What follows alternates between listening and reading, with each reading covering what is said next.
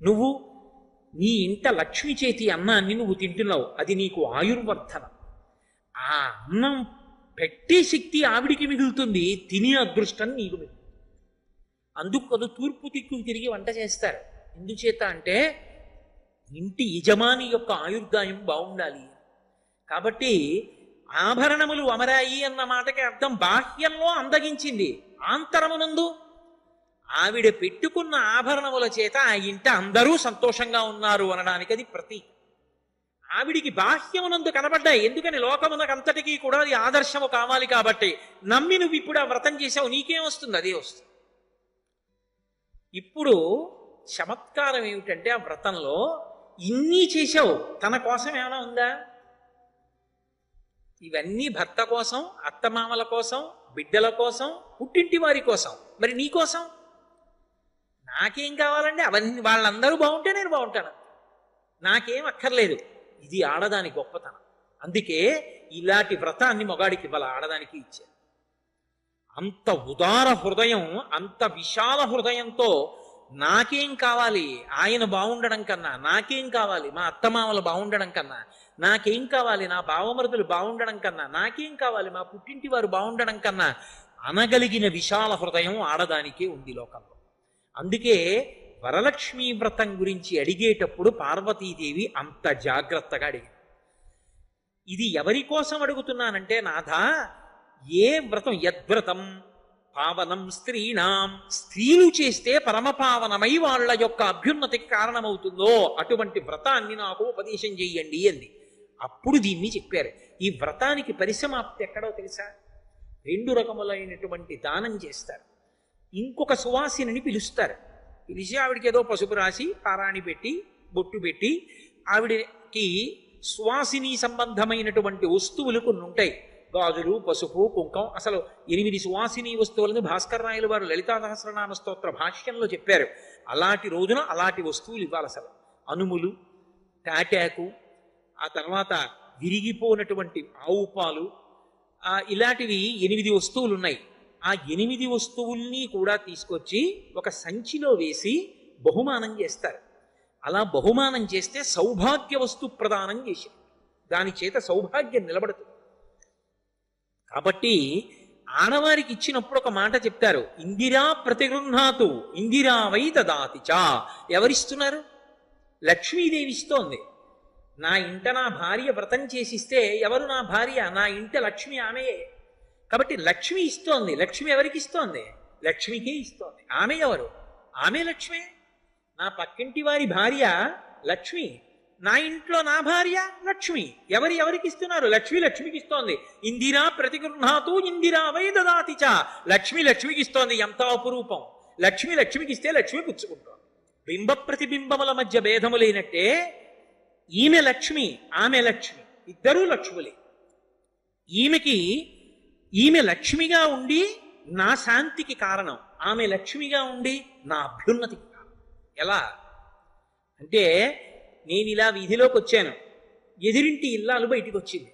నేను వెంటనే ఆవిడ పాదాల వంక ఒకసారి చూసి మనసులో ఒక నమస్కారం చేసుకుని చెప్పులు వేసుకెళ్ళిపోయాను. ఏదో ఇలా అనలేదు, ఇలా ఒక్కసారి పాదాల వంక చూసి ఇలా కళ్ళు మూసుకుని చెప్పులు వేసుకెళ్ళిపోయాను. నా తల్లి లక్ష్మి. ఎందుకంటే ఆవిడ గృహలక్ష్మి, గృహే గృహే. ఆవిడ ఎక్కడెక్కడ ఎలా ఉంటుందో ఇంద్రుడికి చూపించింది. కైలాసే పార్వతీ త్వంచ క్షీరోధే సింధు కన్యక, స్వర్గే చ సర్వలక్ష్మిస్త్వం మర్చలక్ష్మిశ్చ భూతలే, వైకుంఠే చ మహాలక్ష్మీ దేవదేవీ సరస్వతి, గంగా చ తులసీ త్వంచ సావిత్రి బ్రహ్మలోకగా, కృష్ణ ప్రాణాధిదేవి త్వంగోలోకే రాధికా స్వయం, రాసే రాసేశ్వరీ త్వంచ బృందా బృందావనే. ఆవిడ ఎక్కడెక్కడ ఏ లోకంలో ఏ పేరుతో ఉంటుందో చెప్పి, రాజ్యలక్ష్మి రాజగేహే, గృహలక్ష్మి గృహే గృహే. మహారాజు గారి దగ్గర అయితే రాజ్యలక్ష్మి, ప్రతి ఇంట్లో గృహలక్ష్మి. కాబట్టి ఇప్పుడు నా ఎదురింటి ఆయన భార్య ఎవరు? లక్ష్మి. నేను పూజ చేసి బయటికి ఎడుతుంటే లక్ష్మీదేవే నాకు కనపడింది, చూడరా నా పాదాలని. ఆవిడ పాదాల వంక చూసి నమస్కారం చేసి వెళ్ళిపోయాను అనుకోండి, ఆ నమస్కారం లక్ష్మీదేవికే. నా భార్య విషయంలో నమస్కారం ఉండదు, చిన్నది, నమస్కారం చేయకూడదు. కానీ ఆమె నా ఇంటి లక్ష్మి, నా సమస్త అభ్యున్నతులకు కారణం ఆమెయే. అందుకే వేదంలో ఒక మాట ఉంది, అసలు ఇంటికి ఆస్తికంతటికి యజమానురాలు ఎవరో తెలుసా వేదంలో? భార్య, భర్త కాడు. ఆస్తికంతటికి యజమానురాలు భార్యయే. మంగళసూత్రం కట్టగానే అంతా ఆవిడిదే అవుతుంది. నేను డబ్బులు పెట్టి గోదానం చేశాను అనుకోండి, సగం ఆవిడికి ఎందుకు ఎడుతుందో తెలుసా? ఆవిడ డబ్బుల్లోంచి గోవుని గురి దానం చేసినందుకు సగం నాకు, డబ్బు ఆవిడిది కాబట్టి సగం ఆవిడికి. అంతకుముందు నేనే సంపాదించింది అయినా కూడా, ఇప్పుడే నేను సంపాదిస్తున్నది అయినా కూడా. ఎందుకంటే సహజంగా ఆవిడ ఇంటికి యజమానురాలు. నేను అబద్ధం చెప్పాను అనుకుంటే మీరు వివాహ ప్రకరణానికి సంబంధించి వేద వ్యాఖ్యానాలు చూడండి. అంత పెద్ద స్థానం ఇచ్చి గౌరవించి వేరొక ఇల్లాలికి, వేరొక సువాసినికి దానం చేస్తారు. దాంతో ఒక స్థాయిలో పూర్తవుతుంది. అసలు వరలక్ష్మీ వ్రతం అంతా ఎప్పుడు పూర్తవుతుంది అంటే, ఒక మాట చెప్పారు, అది పూర్తి అయింది అని ఎప్పుడు పిలవాలంటే వృద్ధుడైనటువంటి ఒక బ్రాహ్మణుణ్ణి పిలవాలి. గంధాధిబిరలంకృత్వా సుశీలం వృద్ధభూసురం. సుశీలం, మంచి నడవడ కలిగినటువంటి వృద్ధుడైనటువంటి భూసురుడు. వృద్ధుడైన భూసురుడు అన్న మాటకి రెండు అర్థాలు ఉంటాయి. వృద్ధుడైన బ్రాహ్మణుడు అంటే శరీరమునందు వయసు చేత వృద్ధుడైన వాడు ఒక అర్థం. ఆయన వయసుతో నీకు సంబంధం లేదు, ఆయన జ్ఞానము చేత వృద్ధుడైనటువంటి వాడు. పిలిచి కూర్చోపెట్టి గంధాధిబిరలంకృత్వా, చందనాన్ని తీయాలి. మన ఇంట సానా గంధపు చెక్క ఉండాలి. ఎందుకంటే ఏది పడితే అది చర్మానికి రాస్తే పొక్కుతుంది. చందనానికి ఆ ఇబ్బంది ఉండదు. నిజంగా తీసిన చందనం చల్లగా ఉంటుంది. చందనాన్ని అలంకారం చేస్తే వెంటనే అతిథి రూపంలో ఉన్నటువంటి విష్ణువు ప్రీతి చెందుతాడు. అది విష్ణువుకి సమర్పణం అయిపోతుంది. అందుకే ఎవరింటికన్నా భోజనానికి వెడితే ఇంట ఏం చేస్తారంటే, భోజనం అవ్వగానే చందన పాత్ర తీసుకొచ్చి అక్కడ పెడతారు. వాళ్ళు అలంకారం చేయరు, అక్కడ పెడతారు. పెడితే ఏం చేస్తారంటే చందనం తీసి చేయి కడుక్కుని కాళ్ళు కడుక్కుని వచ్చిన తరువాత ఆ చందన పాత్రలోంచి కొంచెం చందనం తీసి తల ఇలా పెట్టుకుంటారు. చందనం పెట్టేసుకున్నాడు అంటే భోజనం అయిపోయింది అని గుర్తు.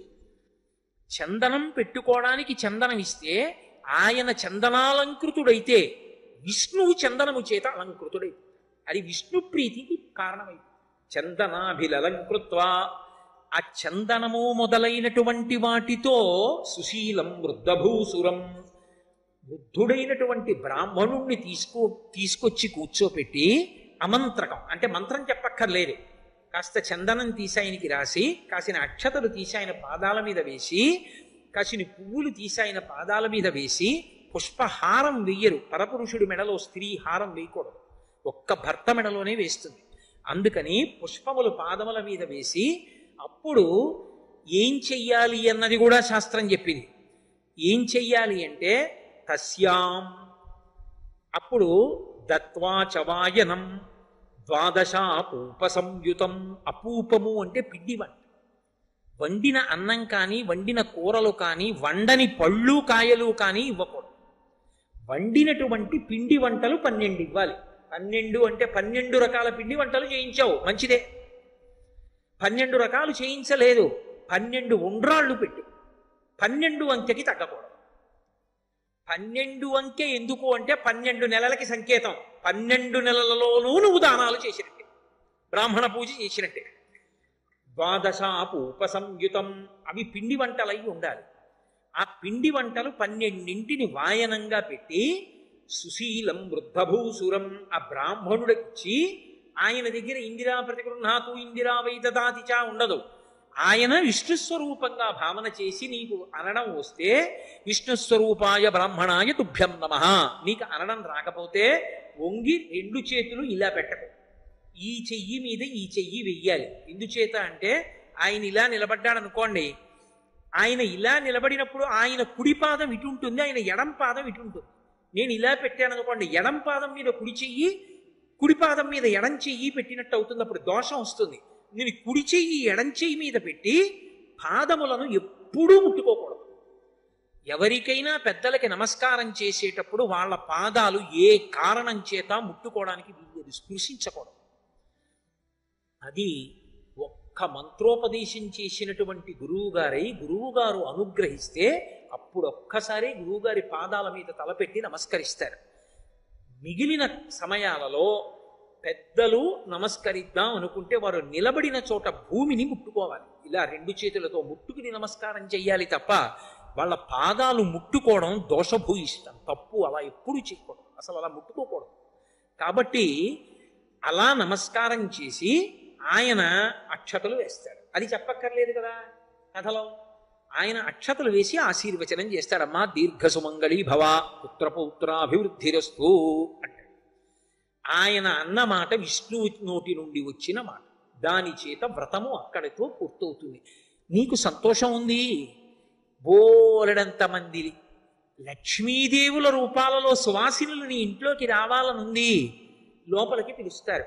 పిలిచి పేరంటం అంటారు. సాయంకాలం వేళ తెలుగు సంప్రదాయంలో పేరంటం పిలిచామండి అంటారు. అనేక మంది సువాసినులు వస్తారు. వచ్చిన వాళ్ళందరినీ లక్ష్మిగా భావించి చక్కగా పసుపు రాసి పారాణి పెట్టి వాళ్ళకి బొట్టు పెట్టి వాయినం ఇస్తారు. వాయినం ఇచ్చేటప్పుడు మళ్ళీ వండినవన్నీ ఇవ్వక్కర్లేదు, శనగలు తప్పకుండా ఇస్తారు. ఎందుకు శనగలు ఇవ్వడం అంటే శనగలకు ఒక ప్రత్యేకమైనటువంటి లక్షణం. శనగ కానీ ఎవరికైనా ఇచ్చినా, శనగని దారంతో గుచ్చి దండ చేసినా అది ఎవరికి వెయ్యాలి అంటే పెద్ద స్థాయిలో ఉండేటటువంటి పరమ గురువులైనటువంటి వారి మెళ్ళో వేస్తారు ఆ హారాలు. ఇప్పటికీ ఢిల్లీలో ఒక దేవాలయం ఉంది, దాన్ని మలయ మందిర్ అని పిలుస్తారు. ఢిల్లీకి నడిబొడ్డులో ఒక చిన్న కొండ మీద ఉంటుంది సుబ్రహ్మణ్య దేవాలయం, పరమాద్భుతమైన దేవాలయం. ఆ దేవాలయం లోపలికి వెడుతుంటే ఎడంచేతి పక్కన పూలు పళ్ళు అమ్మే కొట్లు ఉంటాయి. అక్కడ శనగలు మాలలు కట్టి మేకుకు పెట్టి ఉంటాయి. ఆ శనగల మాల ఇవ్వండి ఒకటి అన్నారనుకోండి, ఇవ్వడు. ఎందుకు, మా అబ్బాయి తింటాడు అన్నారనుకోండి, నేను ఇవ్వనండి. నేను వేసుకుంటాను, ఇవ్వడు. ఇదిగో నాతో ఒక ఆయన వచ్చారు, పరమ పూజనీయుడు, ఆయనకి వేస్తాను, ఇవ్వడు. అవి ఎవరికి ఇస్తారో తెలుసా? శంకర భగవత్పాదుల మెడలో వేయడానికి ఇస్తారు. పరమ గురువులైనటువంటి వారి మెడలో అంకురములు వస్తున్నటువంటి శనగలు మాల కట్టి వేస్తారు. అది పరమ గౌరవం అలా వేయడం. యాలుకలు మాలలు వేస్తారు. ఇప్పటికీ కంచికామకోటిపీఠ సంప్రదాయంలో యాలుకల మాలలు వేస్తుంటారు, సుగంధ ద్రవ్య మాలలు. శనగ కానీ ఇచ్చినట్టయితే అంకుర స్వరూపంగా ఉండి అమ్మవారి యొక్క పరిపూర్ణ అనుగ్రహమునకది హేతు. అందుకని శనగలు నానపోసిస్తారు తప్ప ఎండిపోయిన శనగలు ఇవ్వరు. తడిసిపోయిన శనగలు ఇచ్చారు అంటే లోపల అంకురం ప్రారంభమైపోతుంది. ఆవిడ తీసుకెళ్ళి ఇంట్లో పెట్టుకుంది అనుకోండి, తెల్లవారేటప్పటికి అంకురాలు వచ్చేస్తాయి. అలా అంకురం వచ్చిన శనగలు వెళ్ళాయి అంటే, స్త్రీ పుచ్చుకుంది సువాసిని అంటే సాక్షాత్తు లక్ష్మి పుచ్చుకుంది. అపారమైన ఐశ్వర్యమునకు అది హేతు. కాబట్టి శ్రావణమాసం అంతా లక్ష్మీతత్వం విశేషంగా ప్రకాశిస్తుంది. చిన్న చిన్న పనుల చేత లక్ష్మీదేవి యొక్క అనుగ్రహము పరిపూర్ణముగా కలిగేటటువంటి కాలం. కాబట్టి శనగలు తీసుకొచ్చి ఏదో అరటిపళ్ళు, తమలపాకులు, పోక చెక్కలు ఇవన్నీ పెట్టి, ఒక్కలు పెట్టి తాంబూలంతో కలిపి వచ్చినటువంటి ఆ సువాసినులందరికీ ఇస్తారు. ఇల్లంతా మంచి శోభస్కరంగా ఆ రోజంతా కూడా లక్ష్మీప్రదంగా గడుస్తుంది. ఇది వరలక్ష్మీ వ్రతము యొక్క కల్పము అని లక్ష్మీదేవి చెప్పిందని పార్వతీదేవికి పరమేశ్వరుడు చెప్తే, శౌనకాది మహర్షులకు సూతుడు చెప్తే, వ్రతం చేసేటప్పుడు బ్రహ్మస్థానంలో ఉన్న బ్రాహ్మణుడు చెప్తే, బాగా చేసుకోవడానికి మీకు నేను చెప్పాను.